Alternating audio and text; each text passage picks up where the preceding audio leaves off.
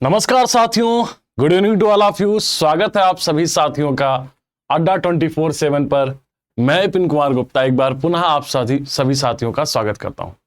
आशा करते हैं आप सब लोग स्वस्थ होंगे, मस्त होंगे। शाम के 7 बज चुके हैं और जैसा कि हमारी आपकी मुलाकात रोज हो रही है, तो आज उसी क्रम में हमारी आपकी एक बार पुनः मुलाकात हो रही है।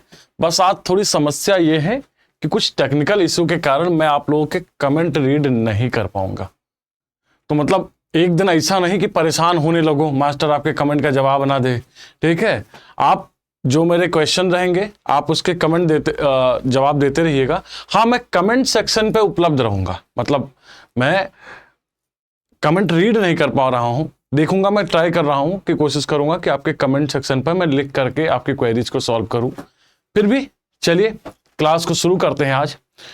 तो आशा करते हैं आप सब लोग स्वस्थ होंगे, मस्त होंगे। अपने अपने दोस्तों तक लिंक को शेयर कर दीजिए, फटाफट जुड़ जाइए लाइव। प्राचीन भारत चल रहा है, इंडियन हिस्ट्री का पार्ट है प्राचीन भारत। और जैसा कि मैंने आप लोगों को बताया था ना कि कुछ ट्रेंड एनालिसिस मैं करूंगा, तो आज स्क्रीन पे तो नहीं लगा पाऊंगा, लेकिन मैं आपको बता दूं कि पिछले कुछ सालों के पेपर को उठा करके हमने देखा है और ट्रेंड को पकड़ा है कि जैसा कि 1992 से लेकर के मेरे पास ट्रेंड एनालिसिस है और 1992 से लेकर के जो आपका 2021 तक का है। ठीक है, तो अगर देखा जाए ओवरऑल यहां पर, तो हिस्ट्री से, एंशिएंट हिस्ट्री से जो प्रश्न पूछे जाते हैं 3 2 5 6, 1992 में 6 प्रश्न पूछे गए हैं। 93 में एंशिएंट हिस्ट्री से 9 प्रश्न पूछे गए हैं। 94-95 में जो पेपर हुआ है उससे 5 क्वेश्चन पूछे गए हैं और 97-98 में 4 क्वेश्चन पूछे गए हैं। फिर 99-2000 में जो पेपर हुआ है वहां पे 6 क्वेश्चन एंशिएंट हिस्ट्री से आए हुए हैं। फिर वो 99 और 2000 में पुनर्परीक्षा हुई थी, एग्जाम हुआ था, वहां पे भी 5 प्रश्न आए हुए हैं। 2003 और 2006 एक ऐसा ईयर रहा है जहां पर एंशिएंट हिस्ट्री से प्रश्न ना के बराबर पूछे गए, मतलब एक एक प्रश्न पूछा गया है। लेकिन फिर से देखा जाए तो 2008 के बाद ट्रेंड वापस आ रहा है। 2008 में 4 क्वेश्चन पूछे गए, 2009 में 2 2 4 2 6 7 क्वेश्चन पूछे गए, 2012 में 4 क्वेश्चन, 2013 में 4 क्वेश्चन, 2015 में जो पेपर हुआ वो 5 प्रश्न और 2016 में जो प्रश्न हुआ 2 2 4 2 6 3 9 प्रश्न पूछे गए एंशिएंट हिस्ट्री से। उसके साथ साथ 2018 में पूछे गए 5 और फिर 2021 में जो पेपर हुआ था उसमें पूछे गए थे 2 2 4 2 6 7 प्रश्न एंशिएंट हिस्ट्री पूछे गए। यानी बहुत बड़ा पोर्शन है, बहुत बड़ा पोर्शन है। अगर एक पोर्शन हिस्ट्री का, एक पोर्शन से 6 से 7 प्रश्न पूछे जा रहे हैं, अगर आप तीनों पोर्शन को मिला लीजिए तो लगभग ऑन एवरेज 18 से 20 प्रश्न आपको हिस्ट्री से, इंडियन हिस्ट्री से मिलने वाले हैं। राजस्थान स्पेशल जो मिलेगा वो अलग चीज है, लेकिन आप देख रहे हैं, ठीक है, ट्रेंड एनालिसिस के हिसाब से जो मैंने आप लोगों को दिखाया है वो आप देख रहे हैं। ओवरऑल मतलब गिरी से गिरी हालत में आपको 15 से 18 प्रश्नों के बीच में हिस्ट्री से मिल जाएंगे। तो बहुत बड़ा सब्जेक्ट है, एग्जाम की दृष्टि से बहुत बड़ा। मतलब अगर आप 15-16 क्वेश्चन एक से पढ़ रहे हैं, ऐसे ज्योग्राफी है, ऐसे ही मैंने आपको बताया कि साइंस भी है, ऐसे ही आपका राजस्थान स्पेशल है, ऐसे ही आपका पॉलिटी है। तो अगर आप 4 सब्जेक्ट पे कमांड कर लें, अपनी अच्छी सी पकड़ मजबूत कर ले रहे हैं और उसके साथ साथ अगर आप राजस्थान स्पेशल को भी बहुत अच्छा कर ले रहे हैं, तो मुझे नहीं लग रहा है कि आपको कोई मेंस देने से अगली बार रोक पाएगा। कोई भी नहीं रोक पाने वाला, आयोग भी चाहे इतना टफ पेपर बना ले नहीं रोक पाने वाला है। तो बहुत बढ़िया है। अब मैं इस ट्रेंड एनालिसिस को एक दिन क्या करूंगा कि कोई छोटी सी क्लास रिकॉर्ड करके आप लोगों के साथ क्या है मैं उपलब्ध करवा दूं, एक एक ईयर के कि किस सब्जेक्ट से पर्टिकुलर कितने क्वेश्चन पूछे गए हैं, क्योंकि बहुत जरूरी है बेटा। हो सकता है कुछ बच्चों को लग रहा हो कि मास्टर साहब क्या बता रहे, लेकिन आपको जिस मंजिल तक पहुंचना है वहां तक की सीढ़ी आपको तय करनी होगी और पता होना चाहिए कि सीढ़ी कैसे कैसे मुड़ रही है, ये पता होना चाहिए, वहां तक का रास्ता पता होना चाहिए। तो चलिए बाकी बातें हम करते रहेंगे। एक बार पुनः आप सभी साथियों का स्वागत है। आज के पहले प्रश्न पर चलने से पहले बता दें कि अभी तक हम कितना डिस्कशन कर चुके हैं। तो अभी तक मुझे लग रहा है 14-15 क्लासें हो चुकी हैं। हिस्ट्री पे, जिसमें हमने एंशिएंट हिस्ट्री शुरू किया था। उसमें पहले हमने इंडस वैली सिविलाइजेशन से क्वेश्चन देखे, प्रागैतिहासिक काल, इंडस वैली सिविलाइजेशन, वैदिक एरा में हमने अर्ली वैदिक, लेटर वैदिक देखा। साथ ही साथ फिर हमने देखा बुद्धिज्म, जैनिज्म देखा, महाजनपद काल देखा, मगध का उत्कर्ष देखा, मौर्यन एरा देख रहे हैं, मौर्यन एरा, और फिर लेटर मौर्यन एरा पे हम लोग आज मूव कर रहे हैं। तो आज पहला प्रश्न है, which of the following pair is correctly match, निम्नलिखित में से कौन सा युग्म संगत है। आपको बताना है इनमें से सही जवाब। कमेंट सेक्शन में आपके जवाब आते रहे, मैं नहीं रीड कर पाऊंगा, लेकिन हाँ, जवाब से आप अपने आप को देख सकते हैं कि कितने आपके क्वेश्चन सही हो रहे हैं, कितने आपके गलत हो रहे हैं। ये तो आप इजिली मिला सकते हैं ना भैया। चलिए बच्चा जवाब दीजिए। Which of the following pair is correctly match, निम्नलिखित में से कौन सा युग्म संगत है। पुष्यमित्र शुंग और पतंजलि, कनिष्क, थिरनाक्सेन, मिनांडर, अश्वघोष, चंद्रगुप्त प्रथम, हर्षसेन। चलिए कमेंट सेक्शन में आप लोग जवाब दीजिएगा, क्या होगा इसका सही जवाब। क्या होगा इसका सही जवाब।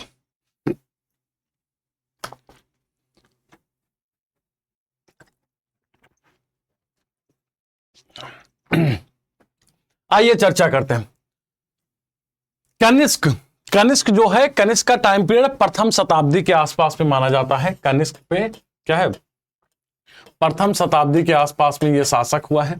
और कनिष्क ने चतुर्थ बौद्ध संगीत का आयोजन कराया। कनिष्क ने क्या कराया, कनिष्क ने अपने शासनकाल में चतुर्थ बौद्ध संगीत का क्या कराया, चतुर्थ बौद्ध संगीत का आयोजन करवाया। कहां पे करवाया था, कुंडन वन कश्मीर में करवाया था। कहां पे करवाया था, कुंडन वन कश्मीर में चतुर्थ बौद्ध संगीत का आयोजन करवाया था। अध्यक्षता किसने की थी, अध्यक्षता वसुमित्र ने की थी, लेकिन उपाध्यक्षता किसने की थी, अश्वघोष ने। अब जरा देखो अश्वघोष कहां लिखा हुआ है, अश्वघोष कहां लिखा हुआ है, यानी कि अश्वघोष किसके समकालीन थे, कनिष्क के। यानी कि पहला बी और सी दोनों गलत होंगे, उल्टा मिला हुआ है भाई साहब। और मिनांडर के साथ जो डायलॉग हुआ था बौद्ध फिलॉसफी को लेकर के, ठीक है, बौद्ध धर्म को लेकर के, वो किसके साथ हुआ था, मिनांडर का हुआ था नागसेन के साथ। तो ये उल्टा लिखा हुआ है, मिनांडर थिरनाक्सेन होना चाहिए था, कनिष्क अश्वघोष होना चाहिए था, कनिष्क अश्वघोष होना चाहिए था। ठीक है। चंद्रगुप्त प्रथम का क्या दरबारी कभी हर्षसेन था, नहीं। समुद्रगुप्त का यह दरबारी कभी क्या हुआ करता था, हर्षसेन हुआ करता था। हाँ, चंद्रगुप्त प्रथम की जगह पर अगर चंद्रगुप्त द्वितीय होता, चंद्रगुप्त सेकंड होता, फिर भी मैं एक बार मान सकता था, क्योंकि समुद्रगुप्त के बाद कुछ समय तक हर्षसेन ने चंद्रगुप्त सेकंड के दरबार में बिताया था, राइट। लेकिन यहां पर देखिएगा चंद्रगुप्त प्रथम की बात हो रही, यानी कि यह भी गलत है। इस हम अब समझ गए होंगे कि मैंने पहले ऑप्शन पे क्यों चर्चा नहीं की, क्योंकि कारण यही था कि पहला ऑप्शन सही था। तो पहले तो हम गलत वाले को बता देना, फिर हम उस पर चर्चा करते। ठीक है। पुष्यमित्र शुंग वंश का शासक था, ठीक है, शुंग वंश का शासक था, और इसके समकालीन कौन हुआ करते थे, पतंजलि जी हुआ करते थे। तो इसका सही जवाब क्या हो जाएगा, ए इसका क्या है सही जवाब हो जाएगा। किन किन बच्चों के सही जवाब है जरा बताइएगा। ठीक है। अच्छा, लगे हाथ आप कोई बता सकता है कि ये सर पतंजलि की पुस्तक का नाम क्या हुआ करता था, तो पतंजलि की पुस्तक का नाम हुआ करता था महाभाष्य नाम हुआ करता था। अच्छा चलिए, एक क्वेश्चन और है, जरा आप बताइएगा हमें, एक क्वेश्चन और है, जरा बताइएगा कि कनिष्क का जब राज्याभिषेक हुआ, बहुत बढ़िया क्वेश्चन है यार, दिमाग में आ गया। कनिष्क का राज्याभिषेक हुआ कब हुआ, 78 एडी में हुआ। तो कनिष्क ने एक संवत चलाया था, उस संवत का नाम आप बताएंगे, उस संवत का नाम आप बताएंगे। साथ ही साथ एक और हमें जानकारी दीजिए आप लोग कि भारत का नेशनल कैलेंडर कौन सा है। साथ ही साथ आप लोग बताइएगा नेशनल कैलेंडर कौन सा है। एक और क्वेश्चन है, मैं क्वेश्चन यहां पर लिख रहा हूं। पहली बात तो कनिष्क का राज्याभिषेक कब हो रहा है, कनिष्क का राज्याभिषेक, कोरोनेशन इसका कब हो रहा है, 78 एडी में। ठीक है, 78 एडी में। तो कैलेंडर कौन सा चलाया गया, कौन सा संवत चलाया गया, मैं पेन का कलर चेंज कर लेते हैं। तो संवत कौन सा चलाया गया, पहली चीज तो आप बताइएगा संवत कौन सा चलाया गया, कैलेंडर कौन सा चलाया गया। दूसरा आप बताइए कि राष्ट्रीय पंचांग कौन सा है भारत का, राष्ट्रीय संवत कौन सा है, ये भी आप बताइएगा। और तीसरा क्वेश्चन, ये भी ध्यान से सुनो भैया, सबसे पूछ रहे हैं, कोई बहाना नहीं चलेगा, कोई बहाना नहीं चलेगा, ठीक है। तो तीसरा क्या है कि किस कमेटी की सिफारिश पर इसे, किस कमेटी के सिफारिश पर, किस कमेटी के सिफारिश पर राष्ट्रीय पंचांग का दर्जा दिया गया, राष्ट्रीय पंचांग का दर्जा दिया गया, राष्ट्रीय पंचांग का क्या है, दर्जा दिया गया, राइट। चलिए ये बताना है, 3 प्रश्न आपको से पूछा है। अगले प्रश्न पे चलते हैं। पतंजलि के महाभाष्य के बारे में निम्नलिखित कथनों पर विचार कीजिए। पतंजलि के महाभाष्य के बारे में निम्नलिखित कथनों पर विचार कीजिए। इसमें कौटिल्य का उल्लेख है, यह व्याकरण ग्रंथ है और उसमें ऐतिहासिक व्यक्तियों का संदर्भ केवल प्रसंग बस आया है। उपयुक्त कथनों में से कौन सा कथन सही है, आपको बताना है इनमें से सही जवाब, आपको बताना है इनमें से सही जवाब।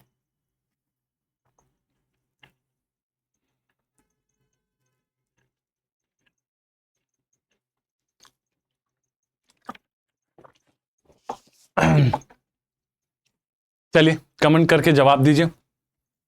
पतंजलि के महाभाष्य के बारे में निम्नलिखित कथनों पर विचार कीजिए। इसमें कौटिल्य का उल्लेख है, ये व्याकरण ग्रंथ है और इसमें ऐतिहासिक व्यक्तियों का संदर्भ केवल प्रसंगवश आया है। उपयुक्त कथनों में से कौन सा कथन सही है, केवल एक, केवल दो, एक और दो, ना तो एक ना ही दो। तो इसमें कौटिल्य का उल्लेख है, नहीं, ये गलत है।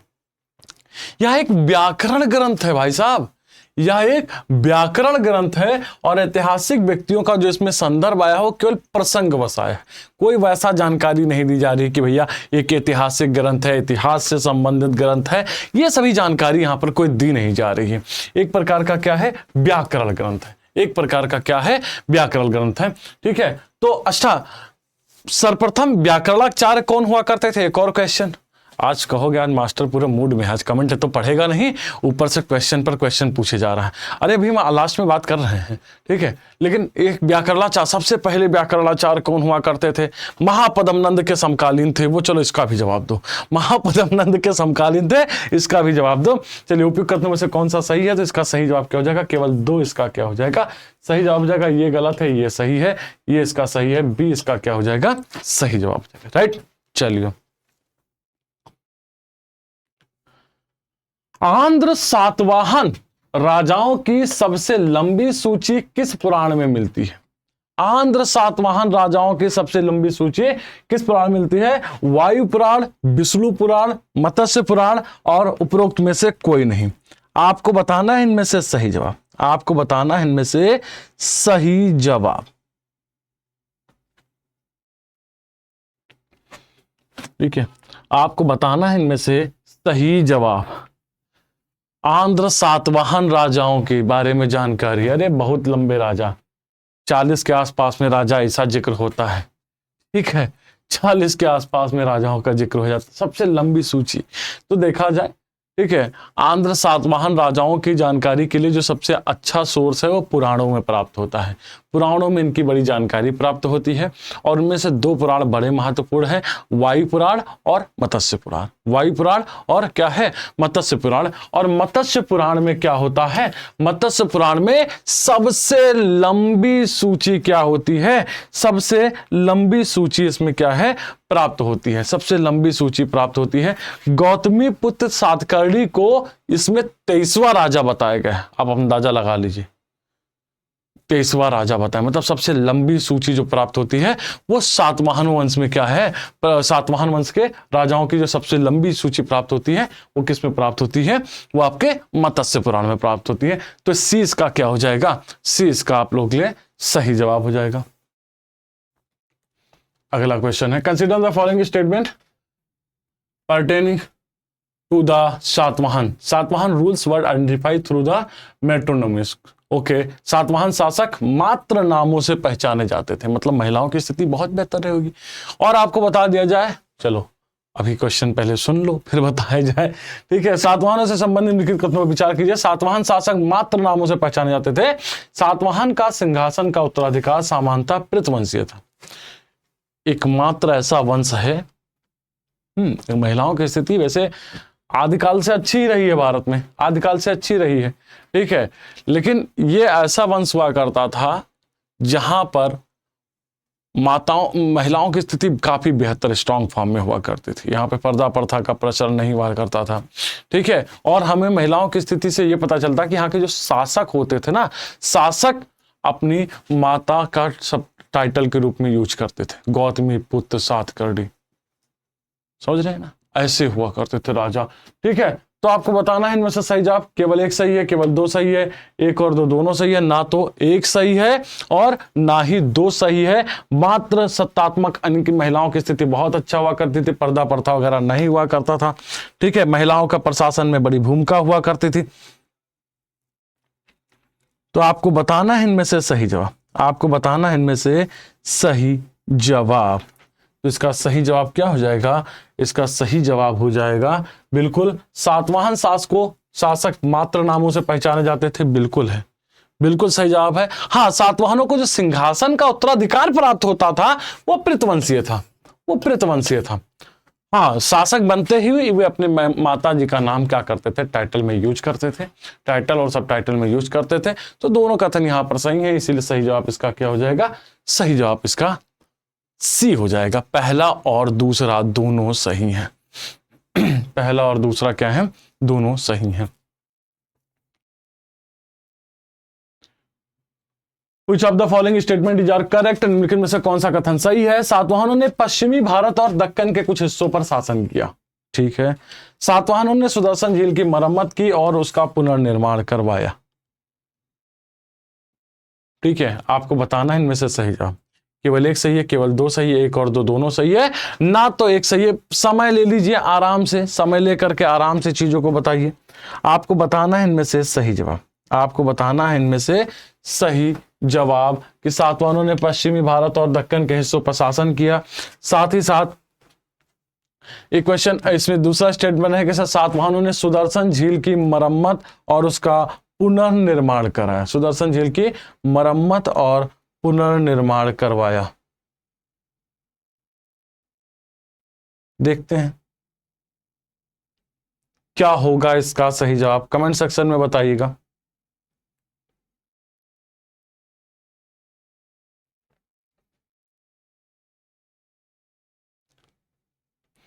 सुदर्शन झील कहां पर स्थित है, सुदर्शन झील कहां पर स्थित है, गुजरात में स्थित है, गुजरात के गिरनार क्षेत्र में स्थित है, ठीक है।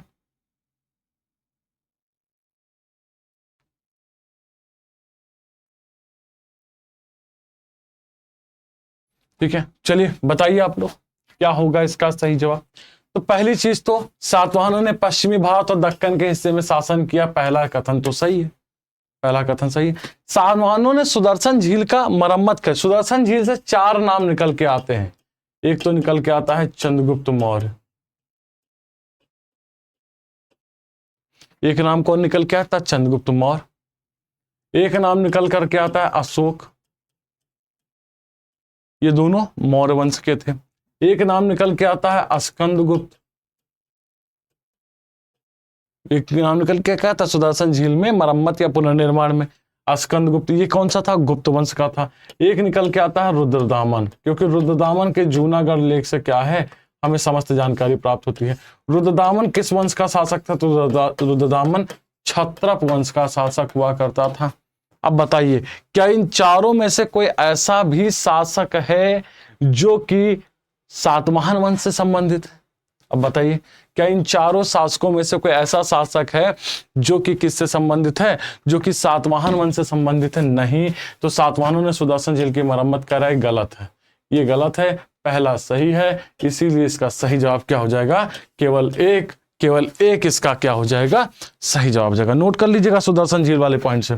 सुदर्शन झील चार नाम, चार शासकों के नाम मिलते हैं, चार शासकों के नाम यहां पर मिलते हैं।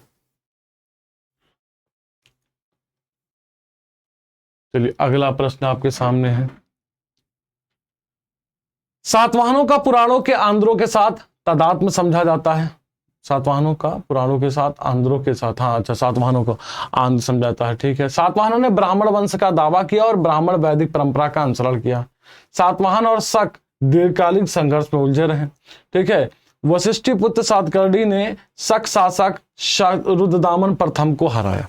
आपको बताना है इनमें से सही जवाब। चलिए देखिएगा, अगला प्रश्न आपके सामने है।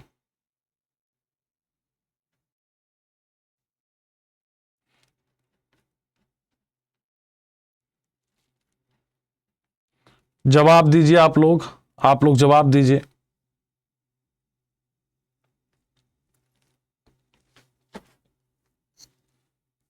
क्या होगा इसका सही जवाब? जवाब दीजिए आप लोग। ठीक है, वशिष्ठिपुत्र सातकर्णी ने साक्षात रुद्रदामन प्रथम को हराया।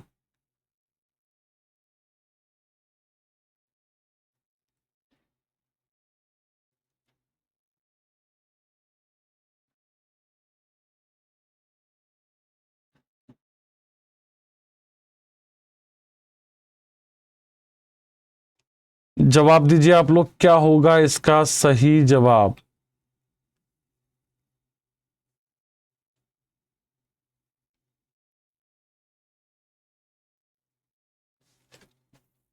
सातवाहनों को पुराणों के आंध्रों के साथ तादात्म्य समझा जाता है, सही है। आंध्र भृत्य के नाम से भी इन्हें जाना जाता है। सातवाहनों ने ब्राह्मण वंश का दावा किया, ब्राह्मण वैदिक परंपरा का अनुसरण किया, बिल्कुल सही है। सातवाहन और शक शासक दीर्घकालिक संघर्ष में रहे, ना कि रुद्रदामन, तो ये गलत है। इसमें पूछा गया कौन सा कथन सही नहीं है, तो सही इसका क्या हो जाएगा? डी इसका क्या हो जाएगा? सही जवाब हो जाएगा। ये बढ़िया प्रश्न है। पेरिप्लस ऑफ द एथेंसी नामक साहित्यिक साक्ष्य प्राचीन भारत के किस पक्ष का प्रकाश डालता है? कोई बता सकता है आप में से? पेरिप्लस ऑफ द एथेंसी नामक जो पुस्तक है, इसके लेखक कौन है? तो आपको अज्ञात है, लेखक का नाम इसका क्या है? लेखक अज्ञात है इसके, ठीक है। अब अगर किसी को पता हो, ठीक है, और साक्ष्यों के साथ, ऐसे नहीं आप में से बता दे नहीं सर कोई जिम्मेदारी लेने को तैयार नहीं है तो हम ही ले लेते हैं, तो ये ना करना, ठीक है। पेरिप्लस ऑफ द एथेंसी नामक साहित्यिक साक्ष्य प्राचीन भारत के किस पक्ष पर? लेखक अज्ञात नहीं है, लेकिन उस समय तत्कालीन भारत के बारे में लिखता है। धार्मिक स्थिति, राजनीतिक स्थिति, वैज्ञानिक विकास, व्यापार और वाणिज्य, तो इसका सही जवाब क्या है? व्यापार और वाणिज्य, समुद्री मार्ग, इन सब के बारे में क्या है? पेरिप्लस ऑफ द एथेंसी नामक साहित्यिक साक्ष्य से हमें क्या होती है? जानकारी प्राप्त होती है। पेरिप्लस ऑफ द एथेंसी नामक साहित्यिक साक्ष्य से जानकारी प्राप्त होती है। ये बढ़िया प्रश्न है, बहुत बार क्वेश्चन पूछा गया। किस सातवाहन राजा ने स्वयं को एक ब्राह्मण या एका ब्राह्मण के नाम से जाना है? कि उपाधि से क्या है? उपाधि धारण की। यज्ञश्री सातकर्णी, गौतमी पुत्र सातकर्णी, या फिर कह सकते हैं क्या है? कौन? वशिष्ठी पुत्र सातकर्णी। आपको बताना है इनमें से सही जवाब। आपको बताना है इनमें से सही जवाब। किसने एका ब्राह्मण की, एकमात्र ब्राह्मण की क्या है? एका ब्राह्मण, या कह सकते हैं एकमात्र ब्राह्मण की क्या की? एकमात्र ब्राह्मण की उपाधि धारण की। एकमात्र ब्राह्मण की क्या है? उपाधि धारण की।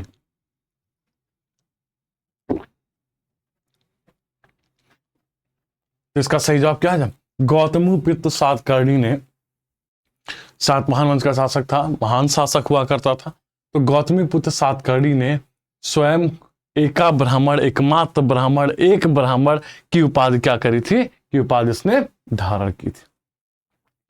नेक्स्ट प्रश्न में चलते हैं। निम्नलिखित में से कौन सा वर्ण व्यवस्था का, कौन सा शासक वर्ण व्यवस्था का रक्षक कहा जाता है? Pushyamitra Singh, Kharavela, Gautamiputra Satakarni and Vasudev and Samudragupta.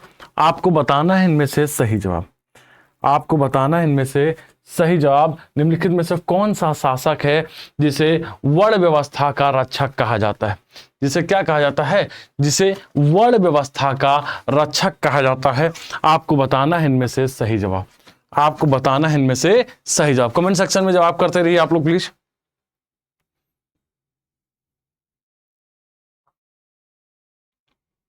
ठीक है, तो इस वंश का सबसे महत्वपूर्ण शासक, इस वंश का सबसे महत्वपूर्ण शासक जिसका नाम क्या है? जिसका नाम है गौतमीपुत्र सातकर्णी। जिसका नाम क्या है? जिसका नाम है गौतमीपुत्र सातकर्णी, जिसने एक ब्राह्मण, एका ब्राह्मण, एकमात्र ब्राह्मण की उपाधि, इसी की उपाधि क्या है? एक ब्राह्मण, ठीक है, एकमात्र ब्राह्मण, एकमात्र ब्राह्मण, या क्या है, वर्ण व्यवस्था का रक्षक। इन नामों से क्या है, किसे जाना जाता है। तो सातवाहन वंश के सबसे महानतम शासक किसके नाम, कौन है वो, गौतमीपुत्र सातकर्णी को क्या है, गौतमीपुत्र सातकर्णी को जाना जाता है। सातवाहन वंश का सबसे महानतम शासक हुआ करता था गौतमीपुत्र सातकर्णी। ठीक है, तो इसका सही जवाब क्या हो जाएगा, इसका सही जवाब हो जाएगा, इसका सही जवाब हो जाएगा सी, इसका सही जवाब हो जाएगा। निम्नलिखित में से कौन सा एक कथन सही है। सातवाहन काल में गौलिक और हौलिक, ठीक है, सातवाहन काल में गौलिक और हौलिक, आपको बताना है गौलिक और हौलिक क्या थे। राज्य की ओर से प्रशासनिक नियंत्रण करने वाले ग्राम अधिकारी थे, सम्राट को व्यक्तिगत सुरक्षा प्रदान करने वाले राजकीय संरक्षक थे, गांव में काम करने वाले छोटे शिल्पी थे, और व्यवसाय के आधार पर निर्धारित उपजातियां थी। आपको बताना है इनमें से सही जवाब। सर ये गौलिक और हौलिक कौन हुआ करते थे, आपको बताना है इनमें से सही जवाब। सातवाहन काल में गौलिक और हौलिक क्या हुआ करते थे। चलिए फटाफट आप लोग जवाब दीजिए। सातवाहन काल में गौलिक और हौलिक क्या हुआ, कौन हुआ करते थे। राज्य की ओर से प्रशासनिक नियंत्रण करने वाले ग्राम अधिकारी थे, सम्राट को व्यक्तिगत सुरक्षा प्रदान करने वाले राजकीय संरक्षक थे, गांव में काम करने वाले छोटे शिल्पी थे, या व्यवसाय के आधार पर निर्धारित उपजातियां हुआ करते थे। तो सातवाहन काल में गौलिक और जो हौलिक हुआ करते थे वो राज्य की ओर से प्रशासनिक नियंत्रण करने वाले ग्राम अधिकारी होते थे। राज्य की ओर से क्या है, राज्य की ओर से प्रशासनिक नियंत्रण करने वाले ग्राम अधिकारी हुआ करते थे, ग्राम अधिकारी हुआ करते थे। गौलिक के पास, गौलिक जो होता था, इसमें गौलिक एक सैन्य टुकड़ी का प्रधान भी होता था। क्या होता था, एक सैन्य टुकड़ी का प्रधान भी होता था। एक क्या होता था, एक गौलिक जो होता था, गौलिक एक सैन्य टुकड़ी का क्या होता था, एक सैन्य टुकड़ी का प्रधान होता था, जिसमें 9 रथ होते थे, 9 हाथी होते थे, ठीक है, 25 घोड़े होते थे, बाकी पैदल सैनिक होते थे। बाकी क्या है, 45 के आसपास में पैदल सैनिक हुआ करते थे।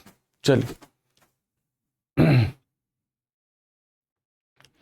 Which of the following statement is true?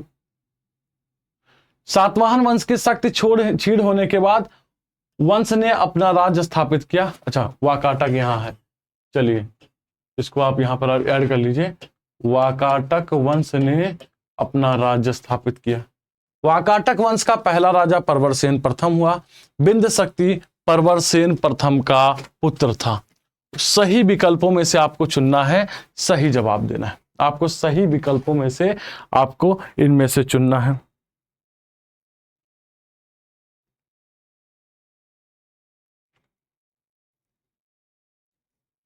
ठीक है, वाकाटक राजवंश के बारे में बताना है आप लोगों को, वाकाटक राजवंश के बारे में आप लोगों को बताना है, राइट।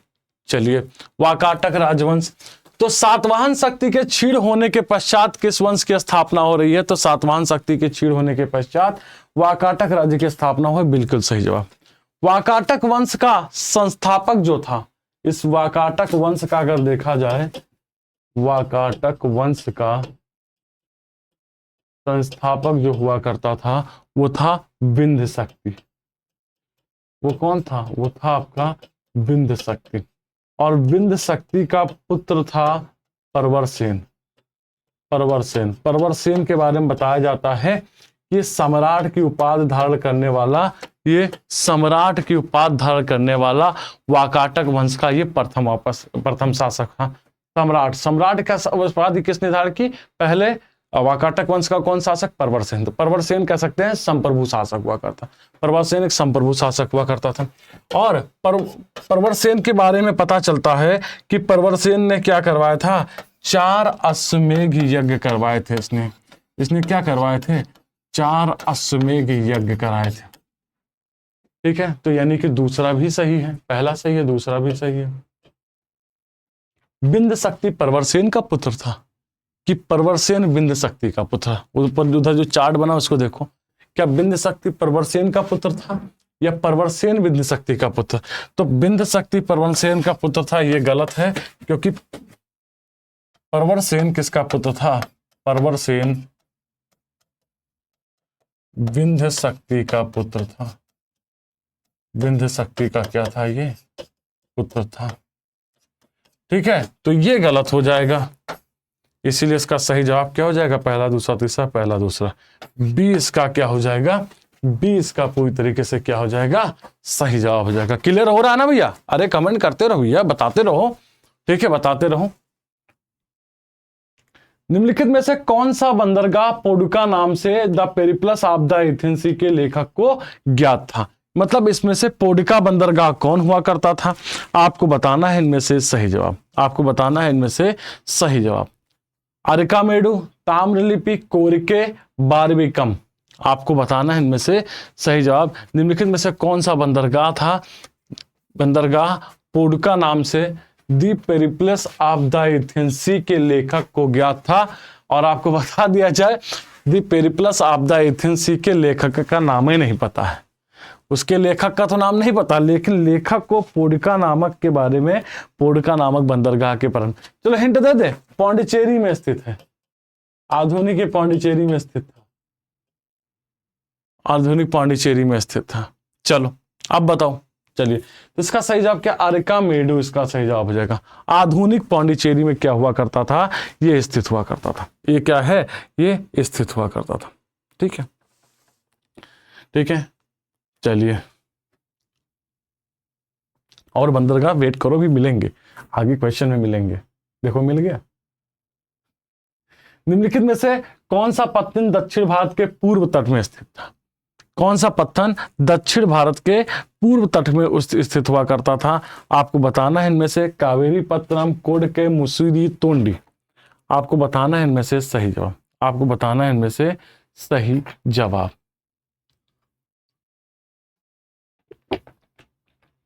निम्नलिखित में से कौन से पत्तन दक्षिण भारत के पूर्व तट पर स्थित थे? दक्षिण भारत के पूर्व, कावेरी पत्तनम, कोडकै, मुसीरी, तोंडी। आपको बताना है इनमें से सही जवाब। तो कावेरी पत्तनम और कोडकै, ये कावेरी पत्तनम और कौन से? और कावेरी पत्तनम और कौन से थे? कोडकै थे, जो कि कहां पर स्थित है? जो कि कहां पर स्थित है? ये दक्षिण भारत के पूर्वी तट पर स्थित है। दक्षिण भारत के कहां? पूर्वी तट पर स्थित हुआ करते थे। तो पहला और दूसरा इसका क्या हो जाएगा? सही जवाब। ये दोनों दक्षिणी तट पर स्थित, ये दोनों पश्चिमी तट पर स्थित हुआ करते थे, तो ये पूर्वी तट पर स्थित हुआ करते थे।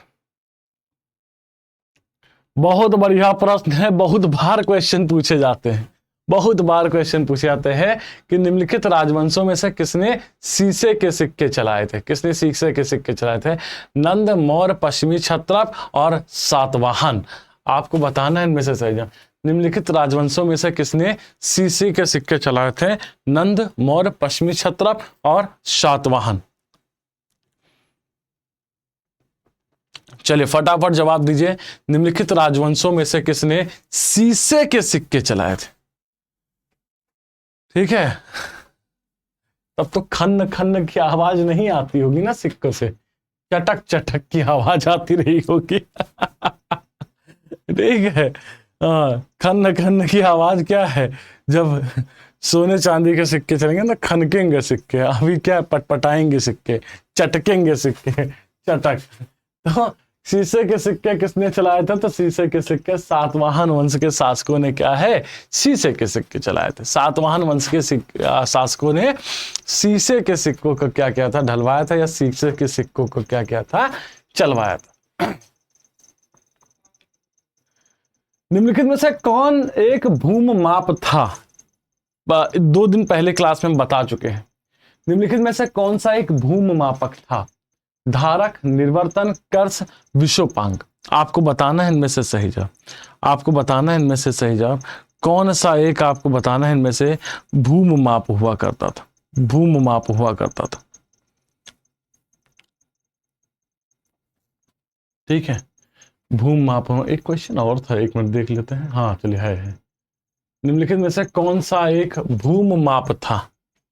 भूम माप था धारक, निवर्तन, कर्ष, विंशोपक। आपको बताना है इनमें से सही जवाब। आपको बताना है इनमें से क्या है सही जवाब।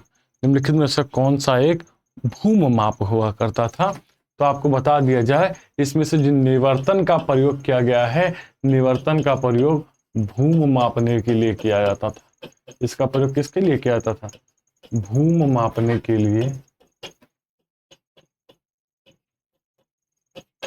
किया जाता था। ठीक, भूम मापने के लिए इसका क्या है प्रयोग किया जाता था। The ancient most evidence of land donation to Brahmins is found from whose inscription. ब्राह्मणों को भूमदान का प्राचीनतम साक्ष्य किसके अभिलेखों से प्राप्त होता था? तो भूमदान किसको दी जाती थी? ये अगर देखा जाए तो भूमदान किसने दी जाती थी? ये ब्राह्मणों को दी जाती थी, और साथ ही साथ बौद्ध भिक्षुओं को भी दी जाती थी। बौद्ध भिक्षुओं को भी क्या है, बौद्ध भिक्षुओं को भी ये भूमदान दी जाती थी। तो आपको बताना है भूमदान का प्राचीनतम साक्ष्य किसके अभिलेखों में मिलता है? मौर्यों के, कुषाणों के, सातवाहनों के, गुप्तों के। आपको बताना है इनमें से सही जवाब।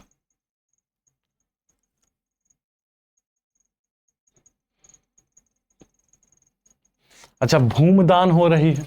अच्छा, भूमदान हो रही है तो भूमदान होने से क्या है? भूमदान के माध्यम से क्या हो रहा है? भूमदान से किसका विकास हो रहा है? तो भूमदान से सामंतवाद का विकास हो रहा है। सामंतवाद का क्या होगा? विकास हुआ। तो किसके अभिलेखों में प्राप्त हुआ है? तो ये सातवाहनों के वंश है। सातवाहनों के क्या है? सातवाहनों के अभिलेखों से क्या हुआ है? भूमदान की प्रथा के बारे में पता चलता है। इनको आद्र सातवाहन के नाम से जाना जाता है। इनके जो संस्थापक हैं वो कौन है? इनके संस्थापक सिमुक हैं। तो सिमुक को क्या है? सिमुक इसके संस्थापक हुआ करते थे। सिमुक आंध्र सातवाहन या सातवाहन वंश के, आंध्रभृत्य वंश के क्या हुआ करते थे? संस्थापक हुआ करते थे। बहुत बढ़िया, बहुत ही इजीएस्ट प्रश्नों में से है कि भारतीय प्राचीन ग्रंथों में यवन प्रिय शब्द, यवन प्रिय किस अर्थ में प्रयुक्त हुआ है? भारतीय प्राचीन ग्रंथों में यवन प्रिय शब्द किस अर्थ में प्रयुक्त हुआ है? चलिए फटाफट जवाब दीजिए। प्लीज सेशन को लाइक करते रहिए, लिंक को शेयर करते रहिए। और हाँ, पेड कोर्स शुरू हो चुका है। पेड कोर्स शुरू हो चुका है 6 से 8 बजे तक। तो आप लोग क्या है, जल्दी से कोर्स में एनरोल कर लीजिए ताकि आपकी तैयारी बाधित ना हो। RAS RPSC के pre cum mains plus interview plus साथ ही साथ आपको मेंटरशिप, साथ साथ में आपको क्या पढ़ना है, क्या नहीं पढ़ना है, कैसे पढ़ना है, कितना पढ़ना है। क्योंकि आजकल क्या हो रहा है, आजकल आपके पास एक समय हुआ करता था जब हम लोग पढ़ाई करते थे, ठीक है, 2008, 10, 12 के आसपास में, तब हमारे पास सोर्सेज ही नहीं होते थे। हमारे पास सोर्सेज नहीं होते थे। हम सोचते थे भैया दिल्ली जाना पड़ेगा, सिविल सर्विस की तैयारी कर रहे हैं, नहीं हो पाएगा, यहाँ से तो नहीं हो पाएगा, नोट से नहीं मिल पाते थे। अब आज इतना ज़्यादा कंटेंट आपको ऑनलाइन, हर चीज़ की PDF उपलब्ध है, हर चीज़ का आपके पास सॉफ्ट कॉपी, हार्ड कॉपी अब जगह जगह पर है। तो आज सबसे बड़ी चुनौती जानते हो क्या? आज की सबसे बड़ी चुनौती है कि क्या नहीं पढ़ना, क्या नहीं पढ़ना। ये बहुत बड़ा चुनौती, चैलेंज है। तो उस कोर्स में आप जुड़ेंगे तो आपको क्या पूरा मेंटरशिप मिलेगा। तो प्राचीन भारतीय ग्रंथों में यवन प्रिय शब्द किस अर्थ में प्रयुक्त हुआ है? तो काली मिर्च, लोहा, सूती वस्त्र, नील। यवन प्रिय, यवन का प्रिय मतलब कि जो है, जो यूनानियों को बहुत प्रिय हुआ करती थी, ठीक है। मसालों के रूप में इसका प्रयुक्त किया जाता था, ठीक है। इसको ब्लैक सोना के नाम से भी जाना जाता है, ब्लैक सोना के नाम से। तो काली मिर्च इज द राइट आंसर। काली मिर्च के चक्कर में जब व्यापार 15वीं शताब्दी में व्यापार बाधित होता है 1450 के आसपास में, तो मसाले और काली मिर्च के खोज में के चक्कर में इतनी ज़्यादा उनको प्रिय हुआ करती थी कि वो पूरा यूरोप को लांघते हुए, अफ्रीका को पूरा लांघते हुए और पूरा हिंद महासागर, अरब सागर से होते हुए ये कहाँ पहुंच गए? इंडिया तक पहुंच गए। मतलब एक मसाला था एक मसाला था जो इनके देश से बाहर निकाल करके पूरा 2 महाद्वीप को क्रॉस करते हुए भारत तक पहुंचते हैं। भारत तक पहुंचते, सोचिए अगर भारत में मसाला ना होता तो क्या, ये जो पढ़ते हो ना आप लोग, जरा कमेंट सेक्शन में बताओ भारत की खोज कब हुई, भारत की खोज कब हुई। ठीक है, नाम क्या है शख्स का, उस शख्स का नाम क्या है जिसने भारत को खोजा, ऐसा पढ़ते हैं आप लोग, आप लोग पढ़ते हैं, मास्टर नहीं पढ़ाता ऐसे। तो आप बताइए जरा, तो क्या कब हुई खोज, 1498 में खोजा गया, किसके द्वारा, वास्को द गामा के द्वारा। तो कब भारत कहूं हेराई जा रहा है, कब भारत कहूं गायब हो जा रहा है, बताओ। 1498 में खोज दिन, हमारा 5000 साल पुराना इतिहास है, वो हमको खोज रहे हैं। उनको जब कपड़े पहनने का सहूर नहीं था, सहूर का मतलब समझ रहे, ढंग नहीं था, नंग धड़ंग घूमते थे, तब भारत से कपड़ा वहां जाता था, भारत से कपास का उत्पादन हम करके भेजते थे कि पहन लो, बनमानुस ना लागो, मनई लागे लागो, हैं, और हमको खोजेंगे, नहीं, गलत है। भारत की खोज नहीं हुई थी बेटा, भारत के लिए समुद्री मार्ग की खोज हुई थी, भारत की खोज नहीं हुई थी। भारत को हैरान नहीं रहा है, सबसे पुरानी सभ्यता, सबसे विकसित फॉर्म में सभ्यता के मालिक हम हैं, समझ रहे हो, सबसे विकसित सभ्यता के मालिक कौन है, हम हैं। दुनिया को रास्ता दिखाने वाले हम हैं, दुनिया को गणतंत्र का पाठ पढ़ाने वाले हम हैं, दुनिया को नक्षत्रों से ज्ञान कराने वाले हम हैं, दुनिया को ज्योतिष विद्या का ज्ञान कराने वाले हम हैं, दुनिया को दशमलव से परिचित, जीरो से परिचित, गणना में माध्यम कराने वाले हम हैं, दुनिया को शतरंज खिलाने वाले हम, दुनिया को चिकित्सा सिखाने वाले हम हैं, दुनिया को योग देने वाले हम हैं, दुनिया को आयुर्वेद देने वाले हम हैं, दुनिया को मेडिसिन देने वाले हम हैं। तो हमको खोजोगे, हैं, कहां लिखा है, मतलब फर्जी इतिहासकार कुछ भी लिख दे, अब बरगला दे, मान लोगे, नहीं मानेंगे, अब तो कतई नहीं मानेंगे। ठीक है, हाँ, तो भारत के लिए क्या हुई थी, समुद्री मार्ग, किसके चक्कर में, काली मिर्च के चक्कर, किसके चक्कर में, किसके चक्कर में, काली मिर्च के चक्कर में। चलिए, तो ये भैया वो पुष्कर जो बैच है, अभी आपको बता रहा था आरपीएससी आरएस के बारे में, फाउंडेशन बैच है, हमारी क्लास चल रही है भाई साहब, संध्या का 6 से 7, शाम को 6 से 7 हमारी क्लास क्या है, चल रही है। With reference to the Satavahana rulers which of the following statement is are true, Satavahana शासकों के संदर्भ में निम्नलिखित कथनों में से कौन सा कथन सत्य है। सातवाहन नरेश प्राकृत भाषा के पोषक थे, सातवाहन काल में कला के लोक पक्ष का अधिक प्रोत्साहन मिला। आपको बताना है इनमें से सही जवाब, आपको बताना है इनमें से केवल एक सही है, एक और दो दोनों सही है, केवल 2 सही है, ना तो एक सही ना ही 2 सही। तो आपको बताया सातवाहन नरेश प्राकृत भाषा के पोषक हुआ करते थे, बिल्कुल हुआ करते थे। सातवाहन काल में कला के लोक पक्ष का अधिक प्रोत्साहन मिला, बिल्कुल मिला। दोनों कथन यहां पर क्या है, दोनों कथन यहां पर सही हो जाएंगे। नंदों का उल्लेख करने वाला प्राचीनतम अभिलेखीय प्रमाण कौन सा है। नंद, महापदम नंद जिसका संस्थापक है, जिसका एक शासक हुआ घनानंद, घनानंद के शासन काल में ही जब वो मगध का शासक हुआ करता था घनानंद ना, तब सिकंदर का भारत पर आक्रमण हुआ था। हाँ, घनानंद से उसका युद्ध नहीं हुआ था, घनानंद से उसका लड़ाई मारपीट झगड़ा युद्ध, तीर धनुष तलवार भाला, ये सब नहीं चला रहा है, ये सब क्या है, ये सब नहीं चला था। ठीक है, ओके। तो नंदों का उल्लेख करने वाला प्राचीनतम अभिलेखीय प्रमाण कौन सा है, आपको बताना है इनमें से सही जवाब, आपको बताना है इनमें से सही जवाब।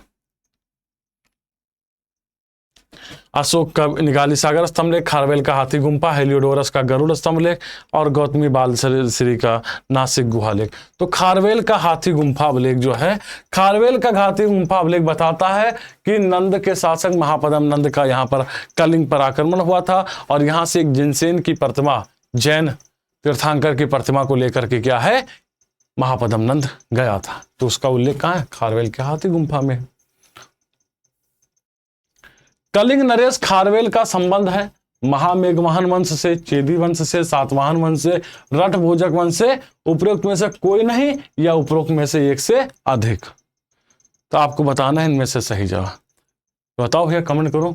कलिंग नरेश खारवेल का संबंध था, किससे संबंध था, कलिंग नरेश खारवेल का संबंध था, कमेंट करो। आज कमेंट नहीं रीड कर पा रहे हैं, मैंने पहले ही बता दिया था कि कमेंट आज हम नहीं रीड कर पाएंगे, ठीक है।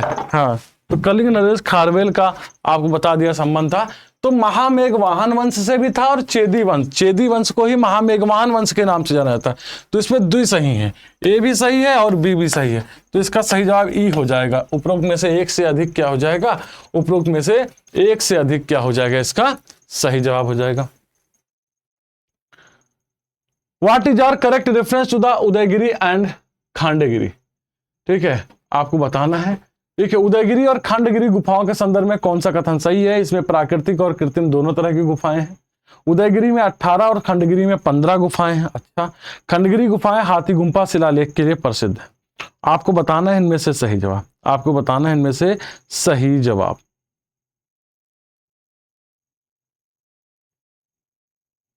ठीक है, आपको बताना है इनमें से सही जवाब। उदयगिरी और खंडगिरी गुफाओं के संदर्भ में निम्नलिखित कथनों से बताना है। It has natural and artificial cave. Udayagiri has 18 and Khandagiri 50 caves.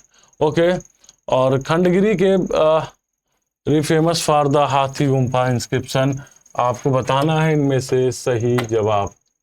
ठीक है, आपको बताना है इनमें से सही जवाब। तो उदयगिरी प्राकृतिक और खंडगिरी प्राकृतिक और कृत्रिम गुफाएं दोनों हैं, बिल्कुल हैं।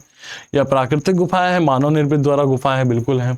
उदयगिरी में 18 और खंडगिरी में 15 गुफाएं हैं, बिल्कुल गुफाएं हैं। खंडगिरी गुफाएं हाथी गुम्फा के लिए प्रसिद्ध है, नहीं नहीं, हाथी गुम्फा के लिए कौन से प्रसिद्ध है, हाथी गुम्फा के लिए उदयगिरी गुफा प्रसिद्ध है, उदयगिरी है। तो ये नहीं है, ये नहीं है, इसीलिए इसको कट कर दो। सही जवाब क्या हो जाएगा, सही जवाब पहला और दूसरा। इसका सी इसका क्या हो जाएगा, सी इसका सही जवाब हो जाएगा। सी इसका क्या हो जाएगा, सही जवाब हो जाएगा। चलिए कुछ और प्रश्न है।